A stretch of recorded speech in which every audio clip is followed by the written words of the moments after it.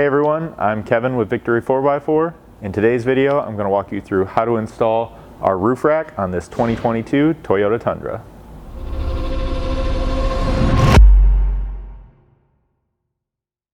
So we're going to get things started by assembling the rack. You can see here we've kind of got everything laid out that you're going to receive: front and rear fairings, crossbars, side rails, and the appropriate mounting brackets. We'll begin by installing these crossbars to the side rails.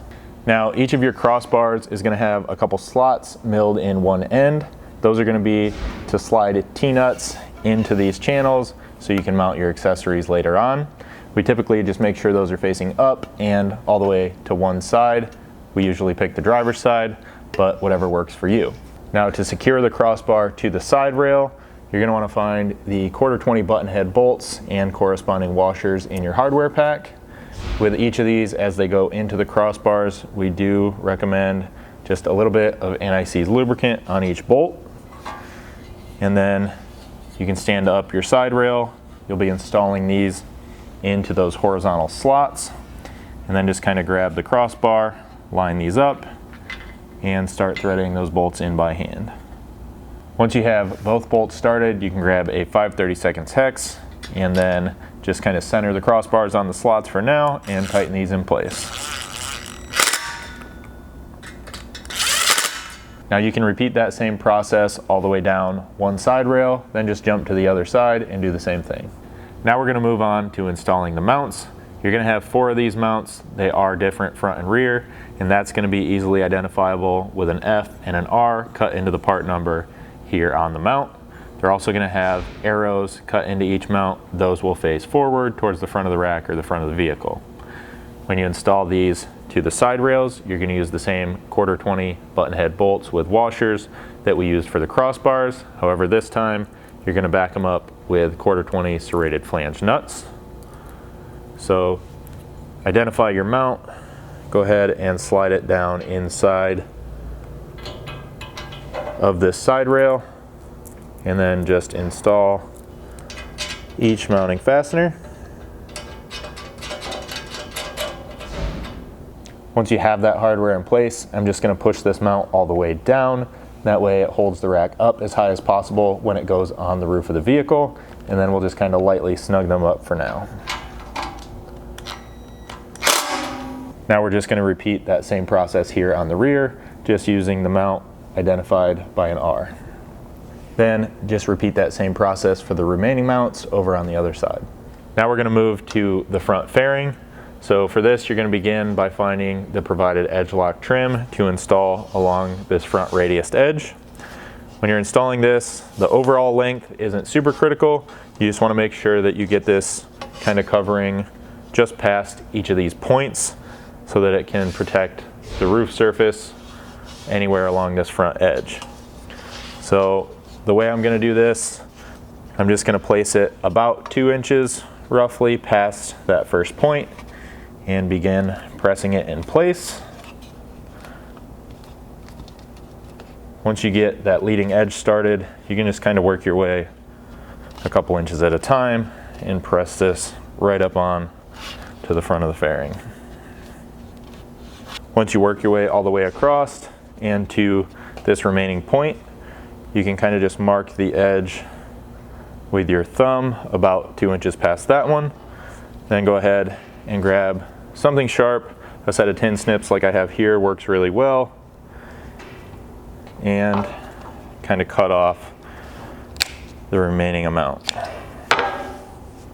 Now this is like an aluminum impregnated edge, so if you get any of this protruding from the end, just go ahead and safely peel that out of there, throw it away so that it's not going to contact the fairing or the paint on the vehicle once this is installed, and then just finish pushing this edge lock trim up onto the fairing.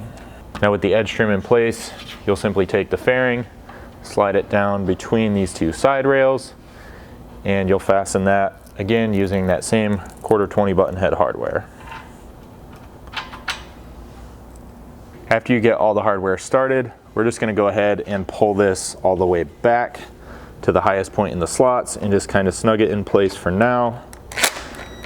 That'll kind of just get it up out of the way while we're setting the rack up on the vehicle, and then you'll do final adjustments to that at the end. Now on the rear fairing, you're just going to take the remaining cut off section of edge trim that you have left over from the front, kind of just loosely fold it in half here, and then you're going to cut this into 2 equal parts. Again, just clean up the edges if necessary, and you're going to install one of each of these out on either end of this fairing to cover each of these points, and then leave the extra length running inward towards the center of the vehicle. Once both of those pieces are in place, it should look about like the one I have here, and then this will just install the same way as that front fairing between these 2 side rails, and again, just raise it up and snug it in place. Now that we have the rack assembled, you can grab a friend to help you carefully place this up on the roof of the vehicle. Now with the rack placed up here loosely on the roof of the vehicle, we need to locate it both side to side and front to rear so we can drill the mounting holes. So I started by removing this rear crossbar. You guys shouldn't need to do that. I just did it so you can have a better visual in here while we're getting this marked out and drilled. We're basically going to be measuring from the back edge of this rear mount to the front edge of this black trim here at the rear corner of the roof. So just place your tape measure tight here to the back of this rear mount, down at the mounting surface, measure straight back to the front edge of that black trim, and what you're going to be looking for is to be in between 8 5/8 and 8 3/4 inches there. We're going to give you a pretty tight window for placing these mounts up here, just to know you get this rack placed properly on the roof of the vehicle. Once you have the rack placed properly, you can come in being careful not to move it, and just using a Sharpie, go ahead and mark the center of each of these mounting holes.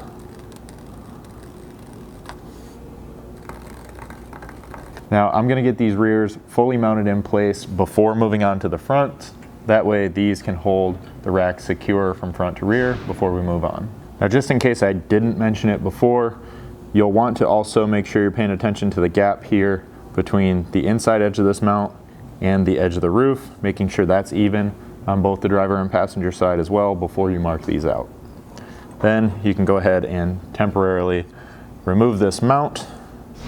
I've just placed a microfiber towel kind of folded up here at the back edge to help support this while that mounts out of the way and keep the rack up off the roof.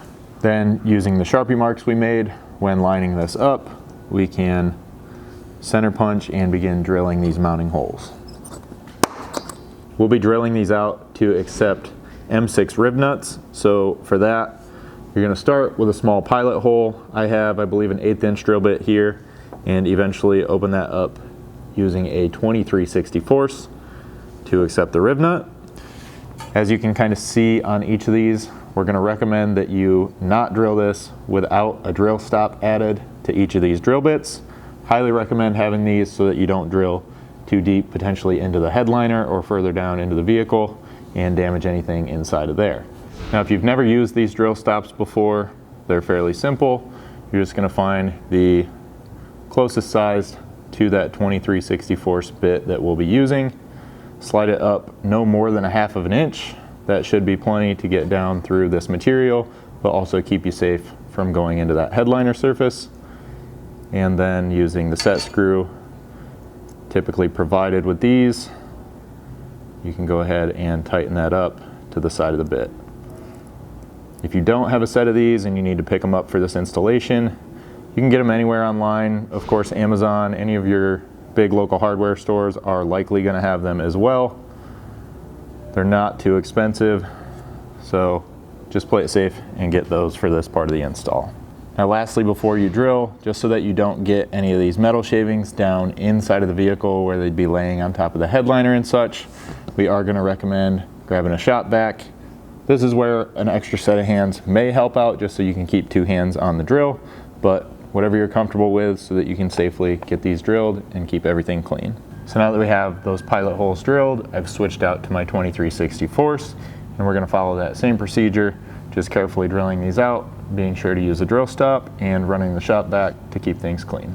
So in drilling these, we have found that some of the material underneath here is some sort of like hardened steel, making it not the easiest thing in the world to drill. So a couple tips we can give you along the way here to make this as easy as possible is, one, not only to use that 1/8 inch pilot bit, but you can also step up using a couple different sizes, just making sure that you obviously don't go over that 23/64 and you finish out with that to accept your rib nut. So another would be to just make sure that you have some good quality drill bits, not the cheapest thing you can find or something because you think you're only going to use them one time for this job.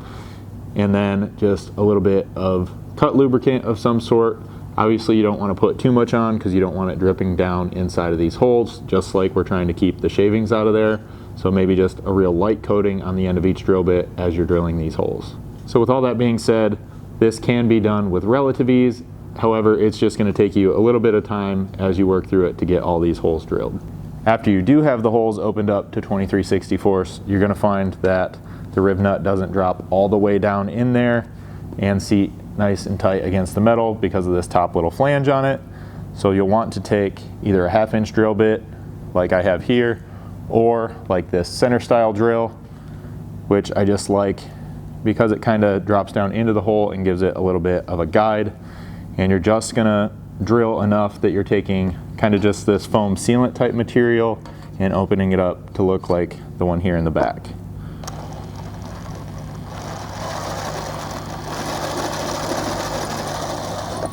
So that's really all there is to it. You can then get that out of the way. You don't want to go any further down into the metal because then your rib nuts aren't going to seat and grab properly. Now we're ready to install the rib nuts into each of these holes. So a couple different ways you can do this. We're going to provide you with this small tool setup. This is perfectly capable of setting each of these rib nuts in place. What it is a long M6 bolt to thread into the rib nut out on this end. You're going to stack it with a flat washer here, the high nut here that should slide loose on the bolt, followed by the serrated washer and then the rib nut itself. Go ahead and kind of hand tighten this, and then you can drop it down into the hole and push it down tight.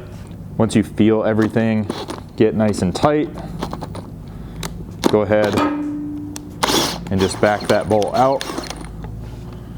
Make sure you get that little serrated washer back out of here, and then just double check to make sure that you got that fully seated. Now another way you could get these installed would be using a rib nut installation tool like the one I have here. These are readily available out on the market. There's all different types. Some of them are pneumatic, some of them like this would be powered by a drill. The gist of it is you thread one of your rib nuts here on the end. Using the power of a drill on this end, you can hold the tool tight and kind of accomplish the same thing we did with our tool. The drill will pull this in and seat it against the metal down there in the roof. They are a good thing to have and pick up if you do plan to run a lot more accessories on your truck that might include the installation of more of these rib nuts. So once you have both sets of rib nuts set in the rear mounts, you can reinstall the mounts kind of loosely at this time. You can lightly snug these up. That's just going to hold the rack from front to rear on the vehicle when we're drilling the front mounts. So those front mounts are going to follow the exact same installation process as far as getting the rib nuts set, drilling things out. Again, just take your time, make sure you're stepping up with a few different size drill bits to get those holes drilled as easily as possible. And then after you have both front mounts set in place as well, we can begin the final installation of the mounts in the rack. So for the final installation of these mounts, I'm going to kind of just pick a corner to work on. I'm coming back, of course, to the first corner here at the rear where I started. I'm going to pull this mount free so that we can both add sealant as well as the supplied spacers to go in place underneath this mount. So now that we're installing these for the final time, you'll want to find the 1/2 inch diameter spacers that are in your bolt pack. These will be placed down in each of these holes before the mount is bolted on. We're going to be using this Permatex Ultra Black as our sealant. We find this works really well to both keep water and stuff out over time, but also stay just a little bit flexible for any minute movement in the rack. Basically what we're going to do here is apply a nice generous ring of that down in this hole, You can then take the spacer and kind of gently press that down in. After that, you'll kind of apply another generous bead around both the outside edge of the spacer and then making sure you get just a little bit on top as well. And then do the same thing here in this back hole. So basically what we're looking to do here is fill that entire cavity and any small space around the spacer to prevent any water getting in there over time. Once you have a good amount of that RTV down there on the roof, you can bring your mount back in here, get things lined up. You'll again take just a little bit more once you have things lined up and kind of fill that hole. Build up just a small mound there. This way your bolt is going to have to both pass through it as it goes into the mount, and then it'll have just a little bit to kind of squish out and seal nicely to the top of the mount as well. Now you'll want to be generous with this so that you know you get a good adequate seal. Just don't go too crazy so you don't wind up with a huge mess up here. If you do, you can always kind of wipe this up. It can be just a little bit difficult or messy to do without kind of just smearing it. Just be sure when you're installing these bolts into the top of the mount as well that you're using one of the small 1/4 inch washers from the bolt pack on those M6 button heads. Then while you have this hardware started but still loose, you can reinstall your side rail to roof rack mounting hardware.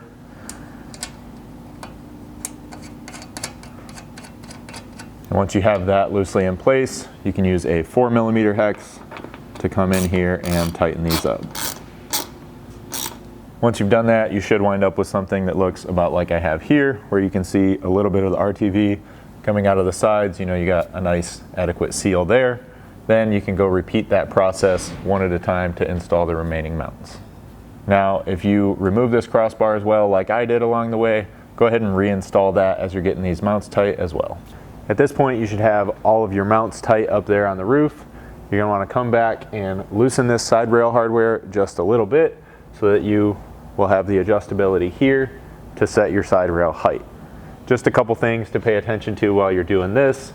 One, of course, the visual aspect. You want this to look good, so you're going to want to adjust this so that it's kind of running parallel to the roof line and has the appropriate gap basically just to your visual preference. Now with that being said, we do still want you to be able to retain the use of your sunroof with this rack in place.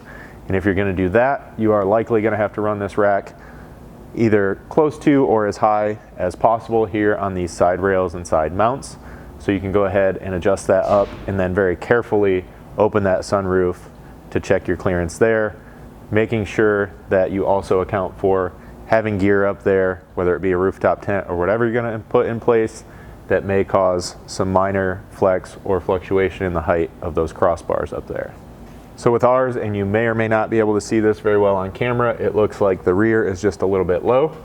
So I'm going to kind of just bump this up. Right here, I'm making the side rail about even with the bottom of the mount. And then using a 5/32 T-handle, I'm just gonna tighten these up. So now I'll just step back and take a look at this, and if we like the way everything looks, we can come up here and tighten the front mounting hardware as well. Once you've tightened those, you can jump over to the other side and repeat that same process. Now the last thing you're gonna do is adjust the height of both the front and rear fairings. So this is pretty self-explanatory. There's slots on the fairing. You just loosen up the side hardware and you can slide this up or down. Ideally, you're gonna push it down tight to the roof, and that's gonna prevent this from buffeting at all or any airflow underneath there to keep this nice and quiet as it rolls down the road. Now we do wanna talk about and recommend some of this clear paint protection film. This we're gonna ask you to put in place underneath any of this edge trim where it contacts the painted roof surface, both front and rear, just to prevent any scratching where it might collect any fine dust, dirt, or debris over time. So a brief explanation on how this goes on. You're just gonna push this down as far as you can tight to the roof, grab some painter's tape, and just mark out roughly about a 1/4 inch in front of that edge trim. Now once you've extended the tape all the way across the front, go ahead and take a Sharpie or a pen or something and mark where you want to stop this. Now you're going to want to go just a little bit past where the edge trim stops making contact with the roof.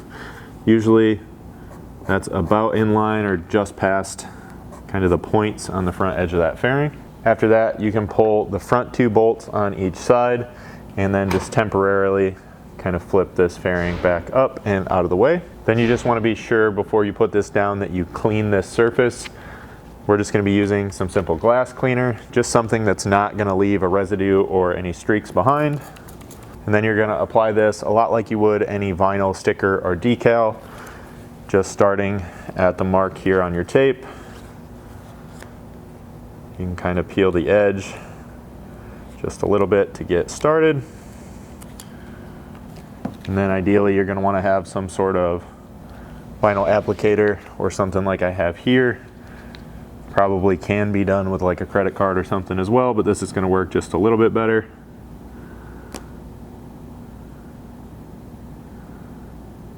And then you're just going to kind of follow your tape line all the way across. So I've kind of stuck that edge, and then just working a little bit at a time, I'll peel the backing and push this down again to follow the tape as I work my way across the front of the roof here. So as you work your way across, you're going to kind of get out here closer to your mark. Using that as a guide, you can go ahead and cut this off, which should be doable with just a sharp pair of scissors. And then just following the same process, you can complete this application. Now we flipped this back over. We made sure to reinstall the hardware out here on the side. Then we'll just push it down tight to the roof and tighten these bolts on each side of the vehicle. Again, this will be your 5/32 hex. With the front fairing tight, you can go back and adjust the rear. Now we're also going to recommend paint protection film back there. However, if you remember from earlier in the install, you're just going to have those couple short pieces of that edge trim back there. So you're really only going to need to apply a short strip on each side to protect the paint back there. Once you finish things up on that rear fairing, your installation is complete.